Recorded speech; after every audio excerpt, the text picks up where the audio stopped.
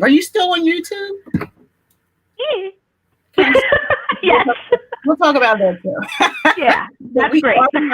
Let me head to put my comments on. People are already here. Hey, Michelle. Hudson Avenue is Margaret. Hello, friends. Hello. We're going to let a few more people come on. As you come on, you know what to do. Just say hello, wave your hand, throw your store link or Instagram link out there. Let's make some connections because it says we have 0 people on, but we do have some people on. There it is. Tasha just came on. Hello, hello. If you don't know Karen, then she's been kind of low key. See what happens? We have children, and we still have to run our business. Oh, I got stories about what happened when you have children. Oh my God. So for the people who are just joining us, just coming on, this is my good friend Karen. And Karen is Thrifty Flamingo. So Karen, go in and introduce yourself. Tell everybody who you are because they're probably like, we haven't seen her. But she's been on this scene. I've been following her and her husband Jay for a while. Yeah, so my name's Karen. I have been reselling for at least 2013. That's kind of a shaky start. Like, when did it actually start, you know? But my husband joined a few years later, and we had a baby recently. He's 20 months old, not so recently. So a lot has, like, changed with this reselling thing. We did YouTube for a long time, 2.5 years. I started a channel, grew it. My husband joined.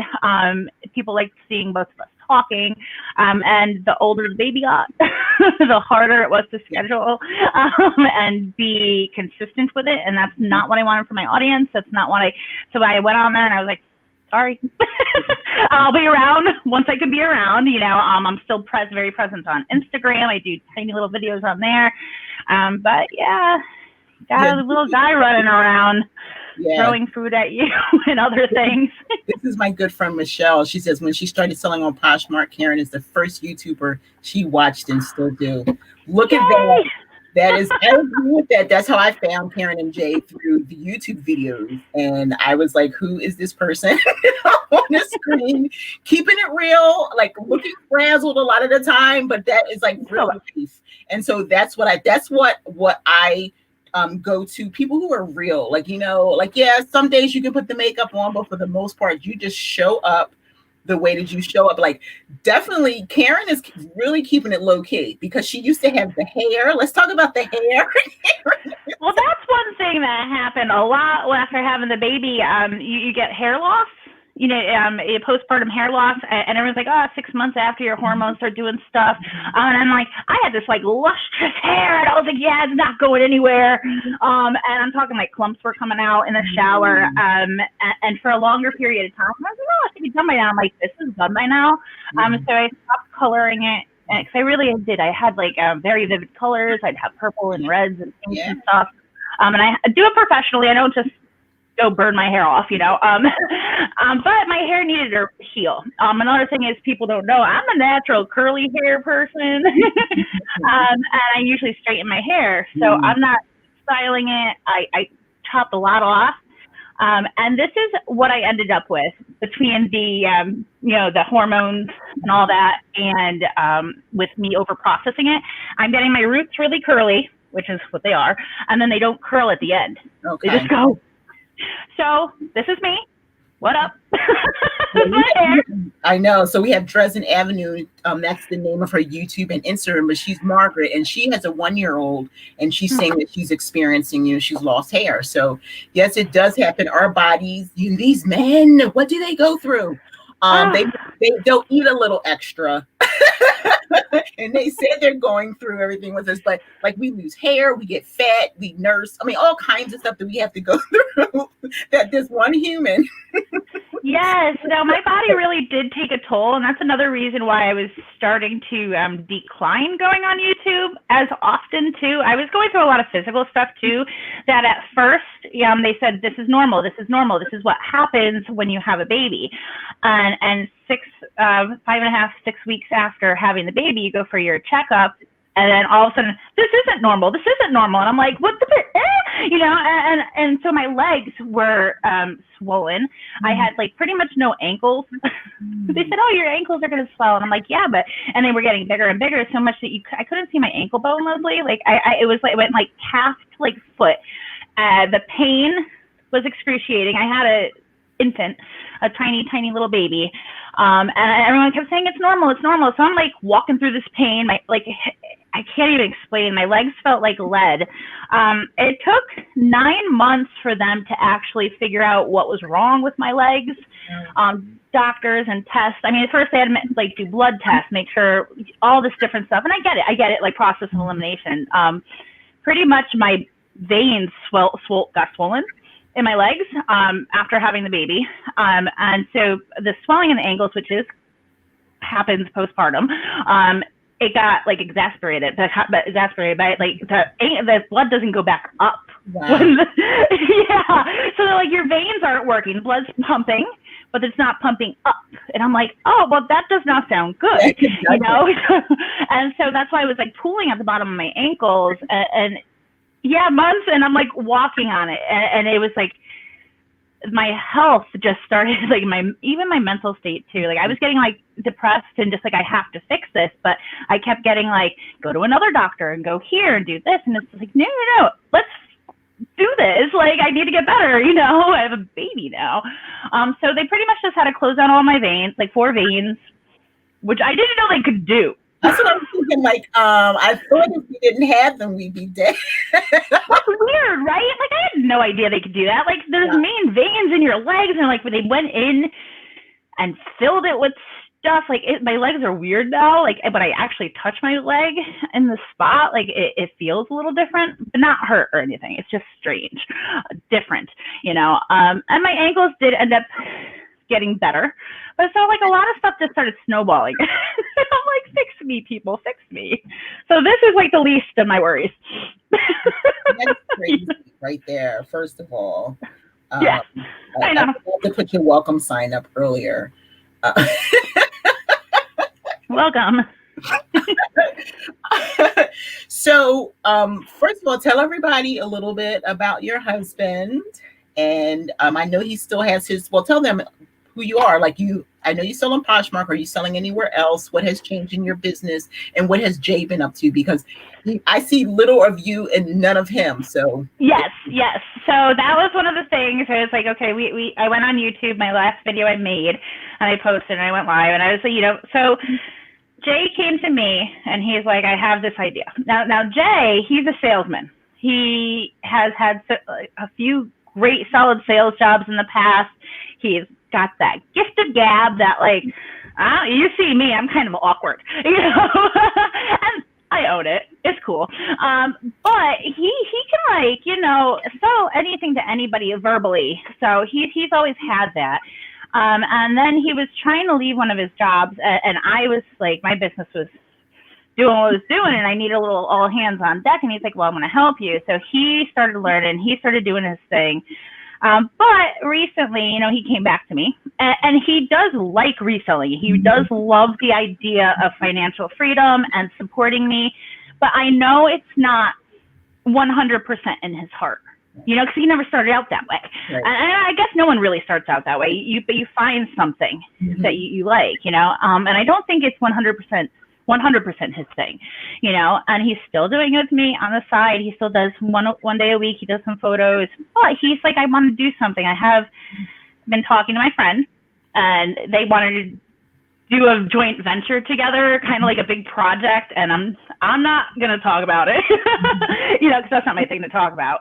But, you know, he laid it out. He's like, more of my time's going to be taken up. Is this manageable? Because you have to talk about this stuff. We have a baby. We have a business. And we have everything to run, you know, between life and personal life and, you know, business. And so we had to figure out, like, okay, well, what time are you doing whatever you're doing, and how does that affect everything? So we did, and there has been a lot of adjusting. But it's like, you know, I'm not the one person to say don't do what you want to do. You know, like, spread your wings, fly, learn, go. And if you fall on your face, I'll be there to pick you up. you know, if you need help, even though it's definitely not my area of anything, but if I can offer any insight, I'm here. Like, that's what, you know, partnerships is about. Yeah.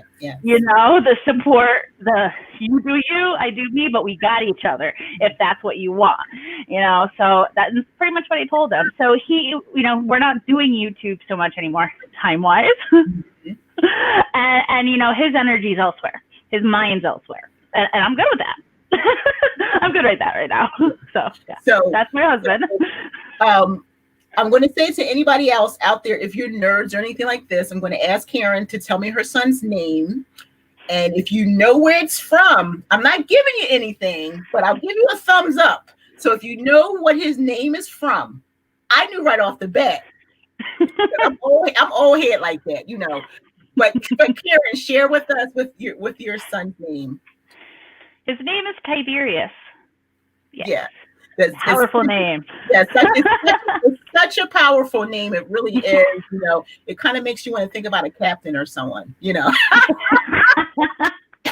But I look at him and I'm like, he can't be anything else. Yeah. You know, like, and Jay, when I was like, that's what his name's going to be. Yeah. I'm growing him inside of me. Like, that's his name. Like, I'm putting my foot down.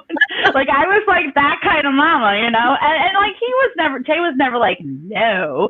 But he was like, really? Kind of like, all right, cool. So he was just so excited to have a baby. But then all of a sudden now he says the same thing. He's like, I look at him and he can't be any other name but Tiberius. So, yeah. I definitely like, you don't hear it often because if that is a name that's out there, they're older people, you know, or from like maybe even in your son's generation, the last, you know, with the remake, you know, yes, Star Trek, Captain Kirk, Lily, James T. So if you know what the T is for,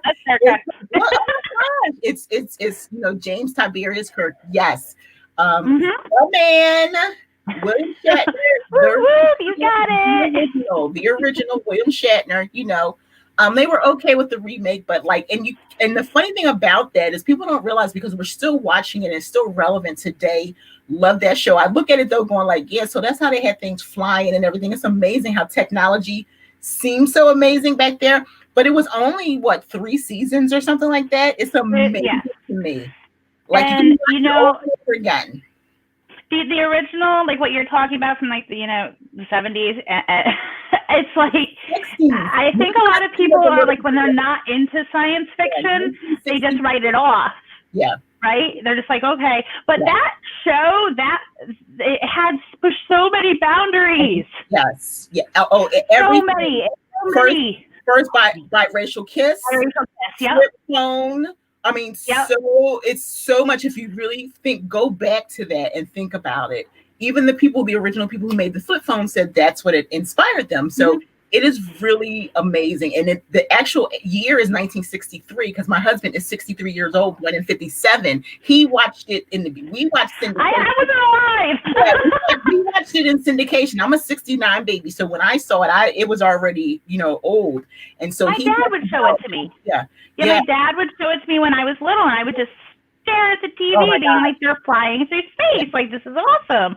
And obviously, like, I was like a little girl, but I remember just staring at it, and like, I loved it, and I didn't know why I loved it, but I loved it. I love Spock. Like, seriously, for real, it was just because he was Leonard Nimoy was just chill anyway. So he brought Spock where it needed to be. Like, I can't even imagine it. I mean, there's other characters now, but he was the original, so he was like totally amazing.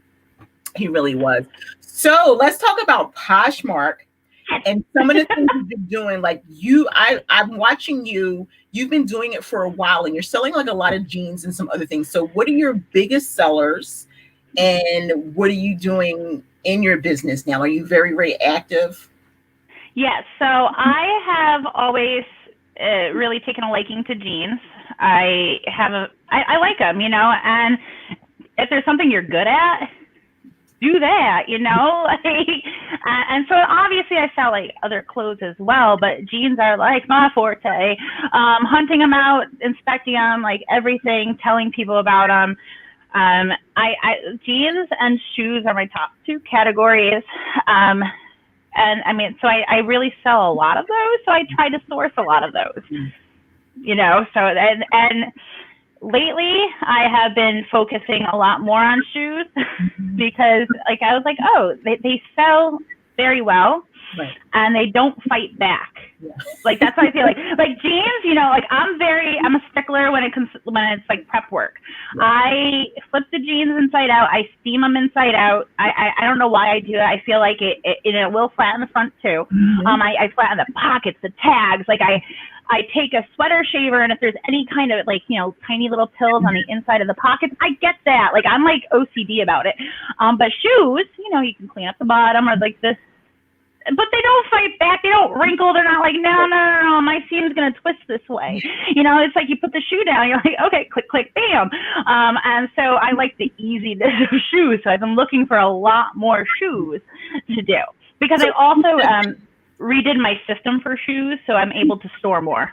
Nice. So speaking of looking for more shoes, how has sourcing been for you due to the pandemic? Okay, so, well, you know, obviously when the pandemic first hit and everything was closed, I think everybody kind of had these few weeks of, excuse my language, but oh shit, like what's going to happen now, you know? And then all of a sudden the people that are like, no, I don't have a desk pile. They're like, oh, crap. And then the other people are like, I got mountains, you know. I don't oversource. So you have these like people, and I was somewhere in the middle of it. You know, like I don't consider it a desk pile. I have a tub right now. That's my work pile for the week. Right. Nice. You know, because I have a baby, I can't just get 50 things and photograph them and list them one day. I have to break it up. I have to batch it out. So like I had like a medium desk pile. So then I started realizing I have to source online. So I started looking online. I also was very fortunate to have a connection locally because everybody was going through, any small business was going through stuff. So I know a local consignment store owner who had to shut her doors. I mean, she still had to pay her rent. She still had to pay like all her taxes, everything. And she had consigning things expiring when no one's in the store to look, because it's all ticketed time the way she does it, you know, like through the months. And she wasn't bringing in any inventory. She was between a rock and a hard place. And I was starting to get to that point where I wasn't bringing in enough inventory. I was like, help me help you. You know, I'm like, I understand you're shut down, but I know she was at that store. She was doing work. Right. You know, so I said, listen, me, you, masks on, 10 freaking feet. If you open your store to me, like I will do what I have to do. And like, I hope my money helps you too. Yeah. You know, cause it's like we both, like I needed inventory and she needed to pay her bills. Yeah. So luckily, you know, and I know some people were like, oh my goodness, you did that during the pandemic. And it's like, you know, it was a very controlled environment. Mm-hmm. And I feel like I helped her. You know, she was really upset about almost losing the place because of like the rent and stuff. And I was like, nah, I need inventory. You got it. Here it comes. You know, so yeah. It's funny that you say that because you are the person, I did see that when you posted. That's been a while because that was very early in. But no, it's like right. Yeah. Mm-hmm. That's amazing how now we're at October, but I just today released this afternoon a video about making connections and how you can source through your connections. And I happen to mention like, you know, consign people who own consigning stores or little thrift stores. You never know if you don't talk about what you do or if you don't reach out. So it's amazing that you actually had that example to share. And I don't see anything wrong with it because it's not like you're going into the Goodwill, right? And they did like an announcement and say, okay, we're going to have we're still going to open up and have 10 people come in. It was a controlled environment. You know who owns the place. And it's like my business anyway, because we still have to run businesses. And that's where I was when it came to everything we were going through. I was like looking at people and people were talking about people and whatever. I'm like, dude, if you got time for that, you're not running a real business. I'm trying to run a business here. So you have to get creative and resourceful about where you're going to get your items because especially if you're selling, You know, like if you're getting 50 pair of jeans and 25 of those are going like right away, you need a backup source. So I don't see anything wrong with that. Let me go over here to the comments and just say hello to a couple people. Slender Lily, hello. Glow Girl Glow. Nikki, what is going on? Brittany, Wendy, you've got like a true fan here, and my friend Michelle. I started selling jeans because of Karen, learned a lot from her. Yes. Yay. Was the first video she watched. What else she say? Great idea, Karen. Great that you had the connection with her and could help her out too. I think it's a beautiful thing. I think that's like I was talking about with my husband, because he started reselling and that's how I got started. And so he's still out there every single day, just like meeting people. He's made a lot of friends at the outlet, the bins, at the flea markets. He comes in here yesterday with a bag of stuff. He's probably watching this, a big bag. And he's like, yeah, I know the lady. And she said $60 for the bag of shoes. And he knows another guy. So I go downstairs, and the funny thing is, so he's going through the shoes. He has all the shoes that he wants to keep, right? And so I'm looking in the bag like, well, what is this? He was like, I don't know those names. I'm like, are you kidding me? Good stuff too. The boots, he had boots laying at Michael Kors, and it was Coach shoes. It was what is it? Everything's in my bag over there. Tory Burch. I was like, are you kidding me? Are you kidding me? So I was like, I'll take him, because he went to the flea market today. So I know, he was like, I'll just put him on the table and let people buy him for a little bit of money. And I was like, yeah, no, wait a minute. So no, you're not. No. I know it was because he's used to selling, men's stuff, but it was really funny. And for $60 out of that $60 bag, there was hundreds of dollars potential for him to make. And she sold him jewelry, all this jewelry. It took me an hour to go through it. I came out with like 20 pieces, and it had to be about 500 pieces in that, because I was looking specifically for vintage and things. And he could take that and just put it on the flea market table and make that money back. But that's about making connections. He knows another guy that sells coats, knows another guy that has shoes. If you talk to people, and I said that, it's like, stop being afraid to tell people what you do. Like the consignment lady, you're letting her know that you're a reseller. Why not tell people what you do? It has nothing. The only place like I'm get a little like I'm not gonna say anything is like mega stores like Savers or Goodwill. Like that, you have nothing you're gonna say is gonna change like a worker bee. Right. But when you got someone like an owner or like like like someone like small business where they have the authority to do stuff and they think like-minded, because they're not thinking like a huge conglomerate. They're thinking like you are. You're a small business, and so are they. Granted, you're different. You got different models. One's a brick and mortar and one's online. But so it's like I think. Originally, I used to be very quiet. And Jay, Jay, he's very outspoken. He's very loud. He'll be like, hey, look what I found. I'll probably get $60 for this. And I'm like, oh, he'd be like so loud, or what can you get for this? And I'm like, oh.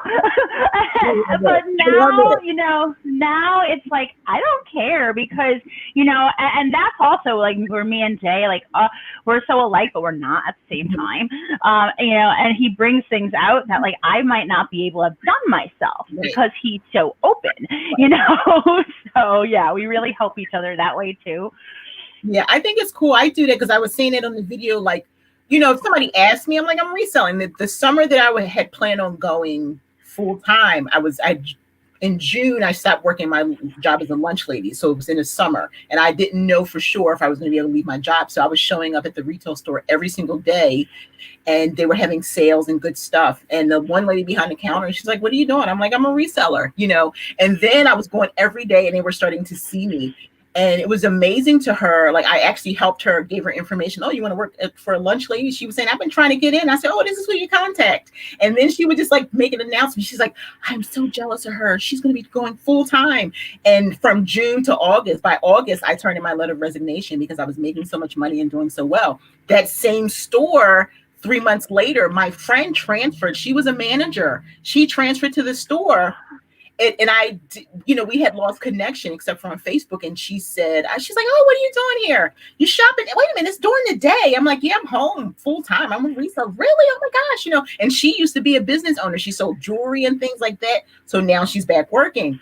But she just got my number, and what she would do is just send me a text message and say, "Oh, shoes came in." And I said, "Well, don't hold anything for me. Just let me know what time you're going to put them out." Because I didn't want to be. I was glad that she surprised me the first time that she did that. I was like, "Wow, she sent me a text That's message." valuable. Yeah, That's valuable. really Very. It Knowing when to get somewhere before prying eyes have found it, that's really valuable. You might get that, you might get that little bit, that nice pair that they missed in the back. And so I would tell her, I said, yeah, don't hold anything. She would just say, be here at this time and we're bringing them out. And then that way I could be there at that time. And I would go, oh my gosh, the shoes. But I didn't. That's so valuable, though. I'd be like staring at my phone, like. I know. And then at another store, I came home and told my husband one time at the other store, I said, sweetie, I think the guy has a crush on me. He was another manager. And I said, but I'm going to use that to my advantage. I just want to let you know. And seriously, like we had a rapport. He was there for 6 months and then he went to another store. And I would get up to the register and I just know it's $5.99. He's like, yeah, $1 for that. I'm like, Why,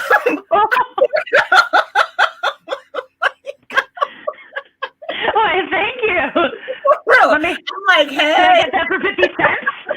I'm like, let me flip my comes through again. You could go like this and I could go, see this? We'll be good, right?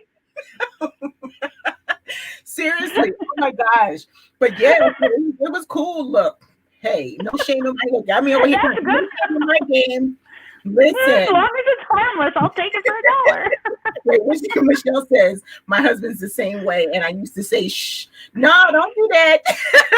Because that's how it is with Thomas. He's at the outlet and he's like, wait a minute. So when we get to the register, you never know. They might, so that's the thing about making connections. And he's like this big old tall black guy, so they can see him, and he knows everybody in the store. He can tell you who was fired and all this. I'm like, thanks. You don't gossip.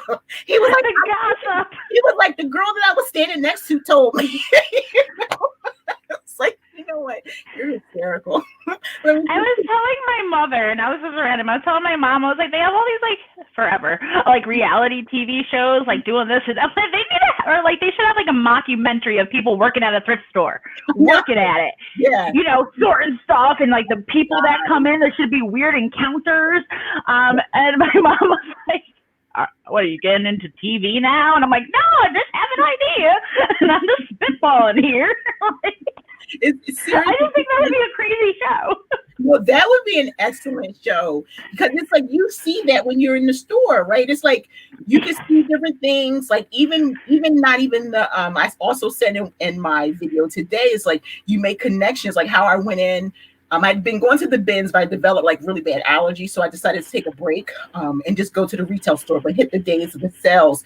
So this one time I went in, I wasn't new. I was already up. I had about 5,000 followers, community members on Instagram. I had already had, been a couple Posh and Sips and stuff like that, So I go in and this girl, she's on her phone. So I said, are you a reseller? Yeah. I was like, and then I'm like, hey, my name is Leslie. What platforms do you sell on? Do you sell on eBay or Poshmark? Because she wasn't really sure she thought that I was coming from a different, perspective. Why are you in the store reselling? And I was like, no, I sell on Poshmark. It's so hard to meet people, in this area. And she was backing up. And I was like, my name is Leslie here. What's your information? And I wrote it down and I followed her on Instagram and Poshmark. Never heard from her again because she really was not interested at all. She really was mean, everything. And I just was, I was like, I countered that. And I just walked away. It wasn't a big deal. And I was like, I don't need you. Had a Posh and Sip on a Thursday and 25 people showed up. My first Posh and Sip. I was like, so there, that was my thing. But it's seriously, it's enough for everyone. Stop. I hear stories like that. I used to go, no one's going to treat me like that because I'm nice. And I want to say, Oh my goodness. I don't use. See, when people come up, sometimes people have come up to me at a thrift store, not often, but once in a great while, someone's like, are you this person on YouTube? Are you this person? And it's I get weird. I'm awkward. I said that. I just am. I whatever. But I get caught off guard. I'm like, huh? Me? Like I get really strange. Like all of a sudden my brain's like cannot compute. Like it's just like my brain's like answer the freaking question. Like what's wrong with you? You talk to people all the time. Yeah. Well, see, when I met her, this was before my, with people, they call me famous. I keep saying I'm not famous, but like my husband he's the funny one. Every time he'll come home from the bins and he'll go, I met another one of your fans today. He was like, I was at the post office and I met another one of your fans. And I'm like, who? Because I'm like, who lives in this area? But at the bins, people come from all over because we're in Delaware. So people are coming from Maryland and Philly and New Jersey. And it's so funny. He's like, yeah, I met this girl the first day that they opened up after quarantine. He's like, yeah, and I met this girl. And I said, so what was her name? I don't know. But she reached out to me afterward and said, oh, I met your husband. But it's hysterical. So he'll come home and say, yeah, I met another one of your fans. Or we'll go to the bins and people would know me. And he said to me one time, one of his friends was like, wow, your wife is really famous. Like, we're trying to get some stuff to sell, y'all. I bet you don't go, huh? Like I get really awkward. You're just a natural at like life. I don't know. Sometimes I also when I'm in the wild, I'm at a thrift store, I get in the zone. My head's like, like sometimes I even have music going on. It helps me focus. I'm focusing on labels. I'm focusing on the textures, everything. And I'm not paying attention, not walk into someone or, stuff like that. But not who, and I've had someone come up to me and be like, I just saw your husband over there. And I'm like, who are you? Like, and I realized that they had already introduced themselves to Jay, exactly, like in the men's section. And they're like, oh, I just saw your husband. I'm like, who are you? I know. Why are you talking through jeans? Who are you? I tell people all the time, I'm like, if you want to go, if you've never been before, I'll give you the experience. But what I try to do, if I do offer that, well, this is before, pre-COVID. I said before I would try to get there a little bit early and do some shopping. So that way I would have time to spend with them because I'm like you, I get there, I'm in the zone. I don't like people in my space. Look, we can take pictures and all that, but it's just too overwhelming because you can't do what you came to do if you're entertaining. But I tell people that all the time, if you've never gone, if you're having some issues or if you're afraid or if you don't know where to start, come on. Mine is busy, crowd, it's crowded, it's loud. It's the perfect place to start. Because if you start at these little cheesy ones and then you go to a big one with your friend, or if you started a big one, you're like, oh my gosh. And I just say, look, just stand there and start digging. And then move to the next one. That's it. Forget about all the people around you and just go for it. And like it's so. One time somebody they tagged me in a photo. My daughter is Stacy. She's Peach Boutique and she sells on Poshmark as well. So this is how funny people are. They tag me.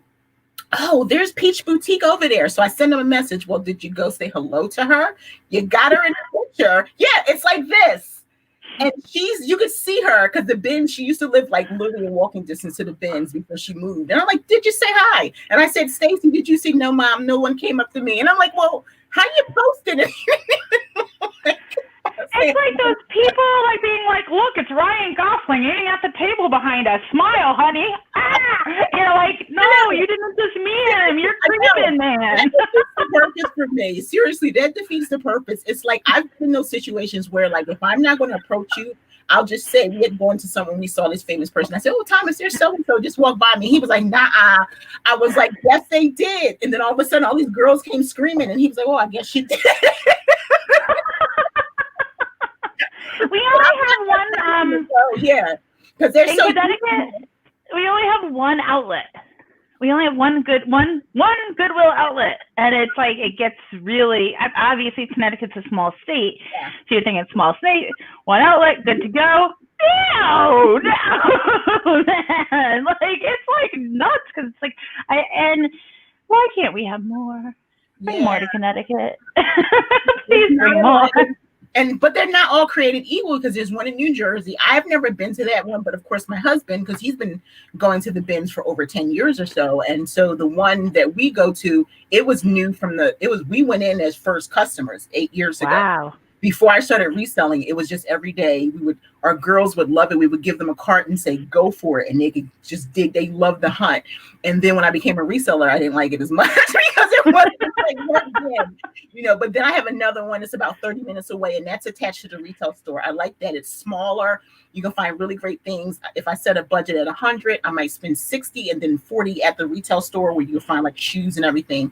So it's really, but we have a lot of resources, and I'm moving soon, so I'm afraid that when I move, I'm not going to be able to find any good places. I'm like, what do you say, Wendy? It says, Leslie tells Stacey that if I see her at the bins, I will give her a big bear hug. She'll be wondering about the crazy one.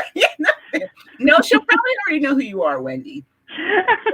Since we're good friends, she'll probably already know who you are. So, hey, Quimby, the Grateful Queen. If you guys don't know who Quimby is, check her out here on YouTube. I hear other resellers at the thrift store yesterday. I heard other resellers ask them questions about the bins nearby. I thought of telling them I'm friends with a reseller's passion. My queen. You know who I know? That's been done before. And the cool thing about it is you can do it like casually, because like Karen and Jay, for people, she hasn't been that active, but she and Jay do have a little bit of fame. So like, Posh Party Live, you go to New York, and then I could just walk up and say, hey, I get awkward there too. Because I don't want people to be like, oh my goodness. I just want to be like, hey, what's up? And it's like, yes, I told people I'd rather you friend me than fan me. Like, yes. I took time to New York, but we went to Philly in August. So we went to Philly in June, and then New York was August. So in June, when I went to Philly, it was people coming up there, and there's one girl who was freaking out and stuff. And Thomas was like, what is going on here? What have you been doing? Literally, he was like, I'm missing something. I mean, the one young lady, she was like, oh my gosh, you're here. And I was like, yeah, I'm here. How you doing? She's like, no, but I thought you were far away. I said, sweetie, we're in Philly. I used to bake up the street in the cafe. This is my home city. And she was like, oh my, I said, I'm 45 minutes over the bridge in Delaware. Oh my gosh. I've seen her at several Posh and Sips since then, but it was just so funny. Like, oh my goodness. So sometimes, Posh does too. It was like, people were like, it was that, like you were saying with Ryan Gosling. Hey. No hi, nice to meet you, nothing. And I was like, oh, so we're going to do that.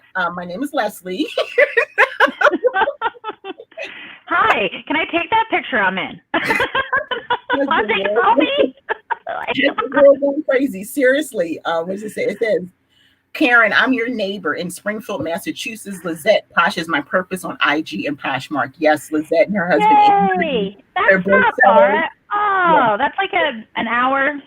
Yeah, on the interstate. So yeah, when I went down last year with the podcast, and I went to Massachusetts. Lizette came down, a couple of people from Rhode Island, so it was pretty cool. Yeah, we have to hit Connecticut because Thomas's grandson is in New Haven. I haven't been in New Haven. My cousin graduated from the University of New Haven. I haven't been there since I was 17. That's crazy.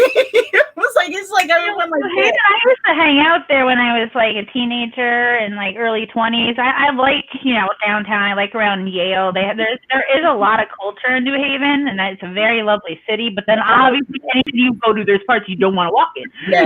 But the New Haven's nice for a city. It's like any space, but yeah, Lizette and her husband are good people to know. They both sell on Poshmark. He's the Posh Den, so they're pretty good people. So Karen, what are you working on lately? I've been seeing you a little bit, and that's how you caught my attention. I was telling her friends, I was like, gosh, I haven't talked to Karen in a while. I haven't seen her. So what's going on? But I do know what happens when you have a baby. I pushed out 5 humans, so I know what that's like. So what are you working on these days? So I have switched up my sourcing strategies now that, our state's been open for a while. Obviously, the precautions are still in effect, and I am 100%, like, I am so cautious because I don't want anything, and I don't want to risk my family and my baby. So, I mean, that alone, I don't go with the frequency. Just because they're like, okay, your state's open, you could go to thrift or whatever, doesn't mean I'm just going to be out and about like I used to be. So, and then when Jay started doing his own thing, I'm like, okay, so things have to change. I have been focusing a lot more on things that are going to get me a higher ROI. Because I used to mix it up. I used to be like, okay, I'm $50, $15. I used to have things all different tiers, but I'm not focusing on the lower stuff now. I have been more selective with what I'm getting because I'm not thinking quantity, I'm thinking quality. And quality with consistency of listing. I pay attention to how much goes out to how much I'm listing, So yeah, it's not a debt pile, that's a work pile, because if I have a day where all of a sudden I have 8 sales, I got to be listing 16 things, 8 to make up, and that's what I do. I double what I sold. So I replace and I up, so I list, and then I'm going to sell more. I like the strategy. I love that. With the algorithms, that's what happens. So is Poshmark the only platform you're selling on right now? I sell on Mercari as well. How are you feeling? How are you feeling with Mercari? I pretty much sell the exact same stuff. I price a little differently. I think a lot of people do. I do offer free shipping on Mercari, so that is a factor. On Mercari, when I first started selling on Mercari, this is pre-pandemic, I kind of thought of my Mercari as like my Nordstrom rack, I guess. Kind of like it's not selling on Poshmark. It just got relisted. When something would get relisted on Poshmark, I would then list it on Mercari as in, all right, it's your shot now. And because I was really still focusing on building my Poshmark closet, and baby stuff started happening. And then I kind of stepped back from Mercari when I got pregnant, and I just focused on Poshmark. But then afterwards, I was like, same thing. I was like, that was working for me. But instead of, when I was relisting, that was just when I list on both, so that's the only thing I really changed there. I do notice that certain things sell better on certain platforms, and I'm starting to like put that together too. I do also like the fact that I could sell slightly more things on Mercari than on Poshmark, like bye-bye iPhone, stuff like that, and electronics and video games and stuff like that. And I don't sell a lot of hard goods, but we have a house full of stuff like everybody does, and you got to, keep things on the rotating, keep things purged, or you're just going to bury yourself in stuff. So, I like that about Mercari. I could sell that stuff, and most of it, unless it's home. You can't sell it on Poshmark.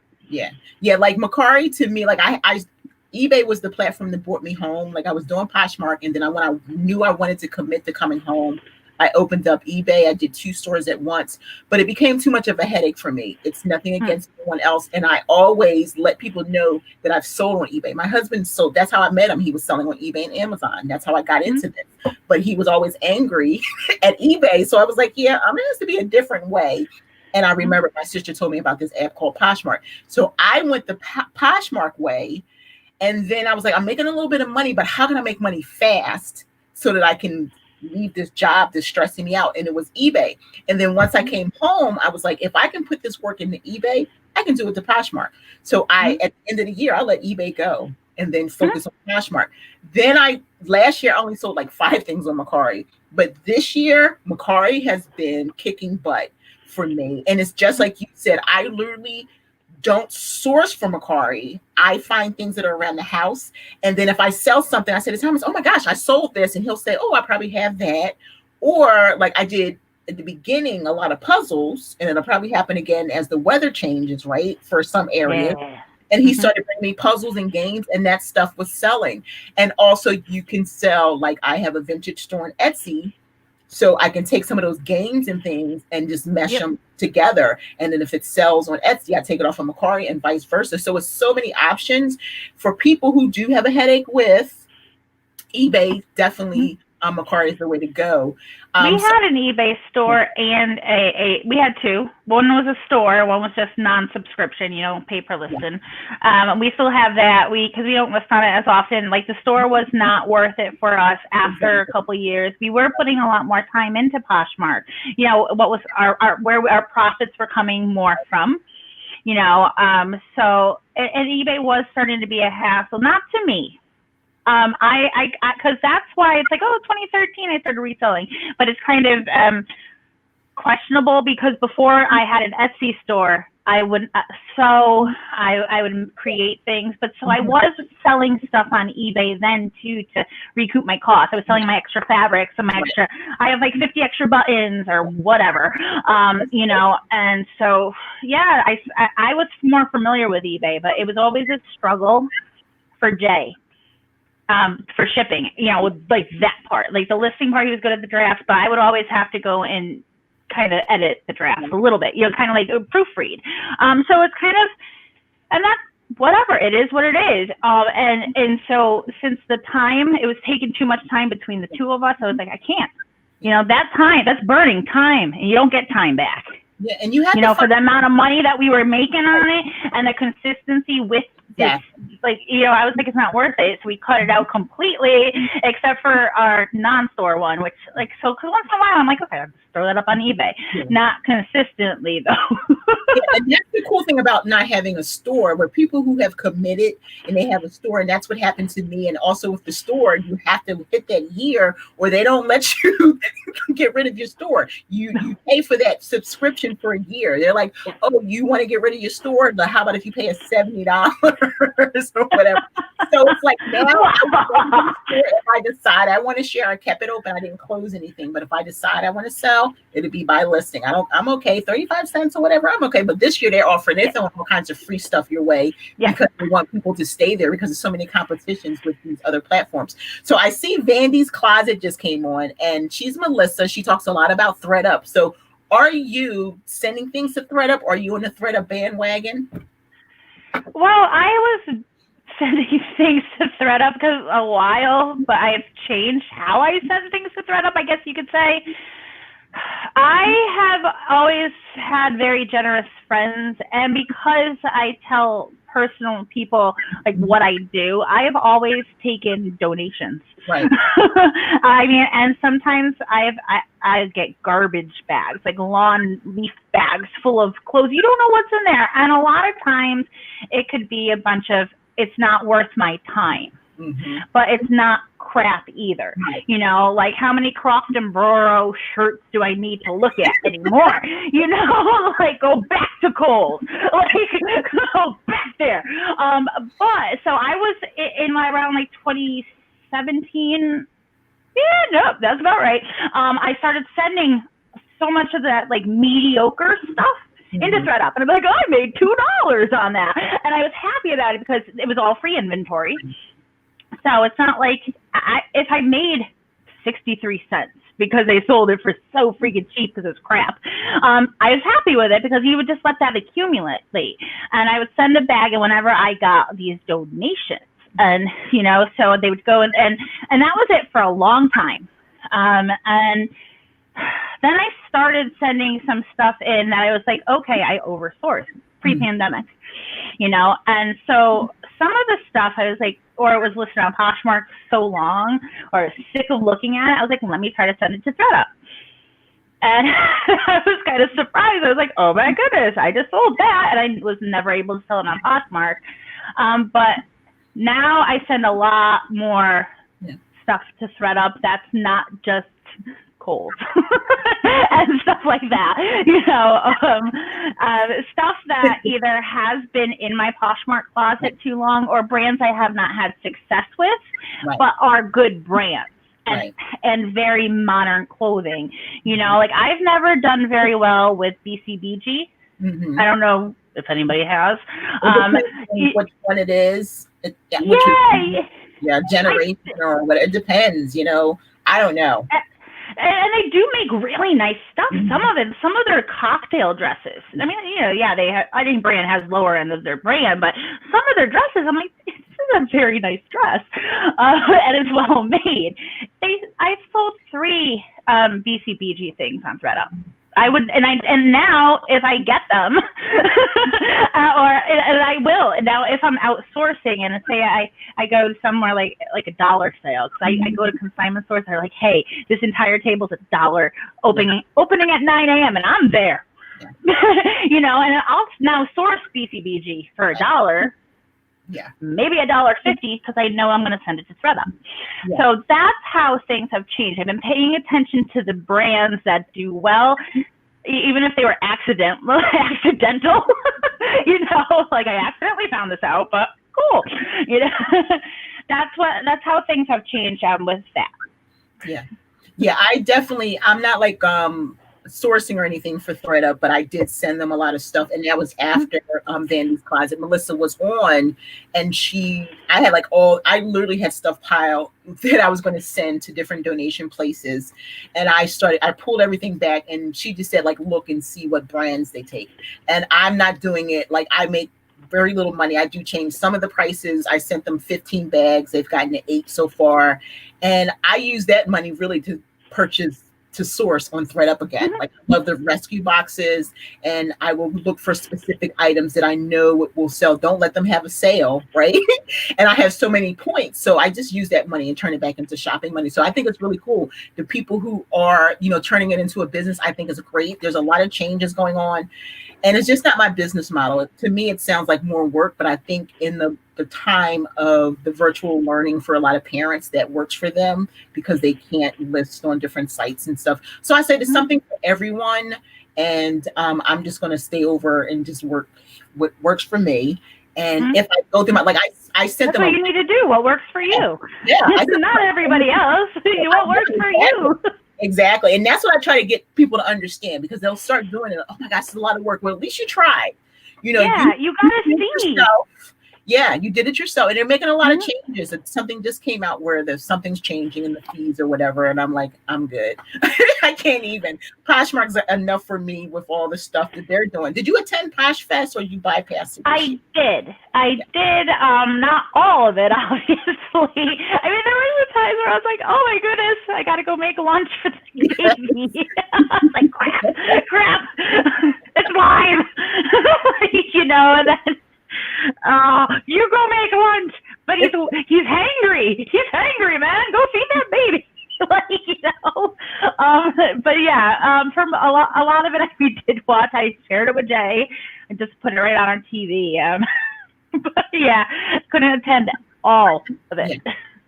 Yeah, because it was pretty nicely broken down, but it's some different changes. Some of it, like I said last night, I was on Sarah Stiles, and I said to her, I wasn't on, but I was in the comments, and I said, it's all work to me. Like between the filters, and some things are good, but to me, give me shipping.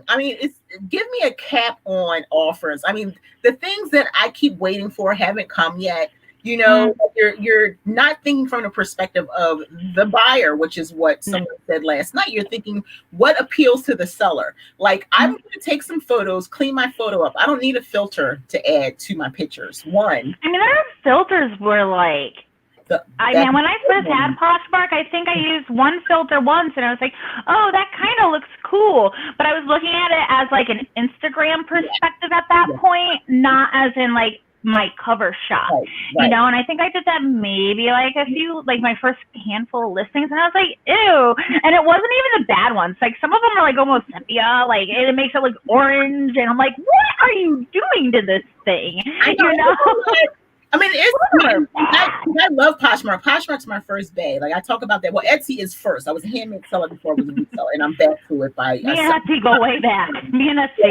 I have a tie-dye store now. I started tie-dyeing, and I started making really good money in this year. So we're good friends again, and I have a vintage store as well. But like, Poshmark's like my number one. If I were to get rid of anything, because I'm going to be streamlining again, my second streamline, and I'm not getting rid of Poshmark, but it is some things that are very time consuming when it comes to Poshmark. I don't mind the sharing. Some people get deep into that. I don't mind sharing, but like, I don't mind stories either. And I tell people, if that's your main thing, and if you want to get into curating your closet, if you want to do stories every single day, that's fine. But my thing is, that's all time consuming. The time that I put into modeling my stuff, I could have made tons of sales in between. But again, that's my business model.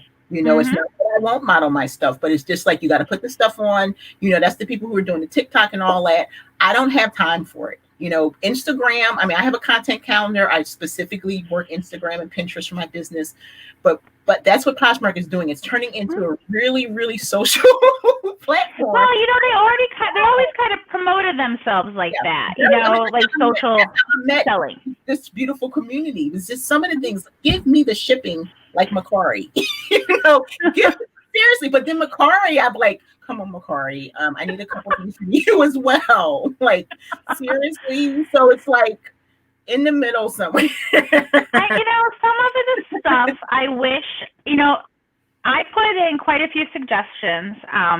And some of them, it's like they're little things that they can come out with it, like when it updates, whenever like the app updates. They don't have to be huge drops, like, oh, we got new filters. Right. Like my biggest thing is, now that there's all these markets, and I know most big sellers or serious sellers have multiple listings in each market, and so me and Jay had separate closets. Men's, women's, but we combined. We have all our inventory in the Pink Flamingo BTQ, and we sell home and we sell kids. And I want to be able to see a breakdown. We see our stats. That stat page has not changed much, and I can't even tell you how long. I mean, when it says available listings X, and then it tells you like the total value. Should it all sell at what what it's listed at? Like, why can't I see women's active listings 60? Like a breakdown of like what's what, like, and I have that information in my spreadsheets, but I don't want to go into that. I shouldn't have to. Just like stupid little things from a seller's perspective. And I was chirping and I was writing these little things and like do this. And like, I really hope that Poshmark, now that like the hackathon's done, like they still got to work and do stuff, and I know they got so many more requests for things. Oh, of course they do. That's last year being at actual Posh Fest, right? And you knew it from the year before you and Jay went. So it's like you get there and then they send you a survey before you go, like months before you go. So we get there and they're like, so based on 14,000 requests, this is what we came up with. Stories. No one asked you for stories. No. No one asked you for a SKU number. Maybe like 2 people, and then someone said, that's a good idea. I'll make that happen. And it's like, no. Listing, but the SKU and the stories and some of the other stuff, I'm like, no. I was sitting there shaking my head like, no, I'm sorry. I didn't. That's not what I asked for. Shipping. Hit the shipping. That's the automated person on the phone. Customer service. That's how I feel. Shipping. Keep hitting that same button until somebody finally goes, oh, we have a cap on. We have shipping and we have a cap on offers. That's all I really want. And they can. They have rolled out things just via app update. I mean, the last one, I believe, we had the Reposh and relist. That disappeared. Because I had disappeared. Also, I'm like, relist, Reposh. The Reposh. So they can do these things. Listen to us, Poshmark. You can do it. Exactly. So maybe they'll come around and we'll see what happens. Friends, I don't know if there's a delay because I keep looking at the comments like people are coming in like slow. So if anybody has any last minute questions for Karen, or you can drop your closet in, make sure you hit the thumbs up. Leslie, your girl Leslie is only 400 away from being monetized, 400 watch hours. I'm almost there. Yes. So round, I took a year off. I came back in May at 130 subscribers, Karen. I'm up to 1,170 as of today. So it's like, yes. That's awesome. Let's get it going. Let's make connections, a lot of videos and good stuff like that. Definitely. I want to thank everyone for coming out. Karen, thank you so much for spending time. I was so happy to catch up with you because I was like, what? Wait a minute. There she is. Been running around after a 20-month-old. Hey, I remember all quarantine, enjoy every moment of it because it goes by fast. My baby is 18 and taking virtual, her first college courses. So baby out of 5. Yes, she's the youngest. And then I married a man. My husband has 5. So she's the youngest out of a blended family of 10. We have 2. That's awesome, though. That's so proud there. She told me preschool pictures yesterday. She went to a little Montessori preschool. And I was like, wow, look at you. She was 3. Now you're 18. It's amazing. Wow. Yeah. I get it. I'm like, dude, you just used the spoon. Like you used the spoon spoon, and then one day I'm gonna be like, you just graduated college. Like, that's cool, and I was happy about your spoon. Yeah, but the thing we remember too is, as our children age, so do we. You know. So you look back like, yeah, when you were born, I was like 33. Now I'm 51. Huh? Like, what? Wait. Why? No, I'm happy to be here. So everybody, thank you, Melissa. Thank you so much, everyone, for joining. Too many names to name. Thank you for all the continued support. I appreciate you. I know Karen does. We thank you so much for showing up as always. Remember to fail forward and do the things that you think that you do not think you can do. You must do the things that you think you cannot do. That's Eleanor Roosevelt, not me, but that is my life quote for those who know me. Super amazing.